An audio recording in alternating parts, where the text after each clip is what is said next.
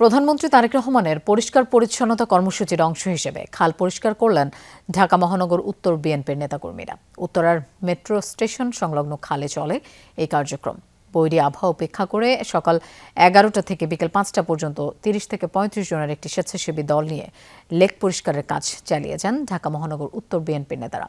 খাল খননে ব্যবহৃত হয় ভারী যন্ত্রপাতি। আগামী কয়েকদিনের মধ্যে খালটি পুরোপুরি পরিষ্কার করে সেখানে মাছের পোনা অবমুক্ত ও আশপাশে গাছের চারা রোপণ করা হবে। স্থানীয়রা বললেন, উত্তরায় এ ধরনের উদ্যোগ আগে কখনো দেখা যায়নি। জানান, খালটি পরিষ্কার হলে আশপাশের 6 কিলোমিটারের বাসিন্দারা সুফল ভোগ করবেন। মহানগর উত্তর বিএনপির পক্ষ থেকে নগরবাসীকে খালে আবর্জনা না ফেলার অনুরোধ করা হয়। পরিবেশ সুরক্ষায় নগরবাসীর সহযোগিতা চান বিএনপি নেতারা। প্রধানমন্ত্রী একদিন বলেছেন যে কি একদিনই করতে হবে এমন তো না। প্রধানমন্ত্রী একদিন বলেছেন কেন, যে মানুষের কাজের ফাঁকে একদিন আপনারা এই সমাজটাকে আমরা আসলে সুন্দর করি। তাহলে আমরা 2 দিন করি, 3 দিন করি, সমস্যা তো নাই।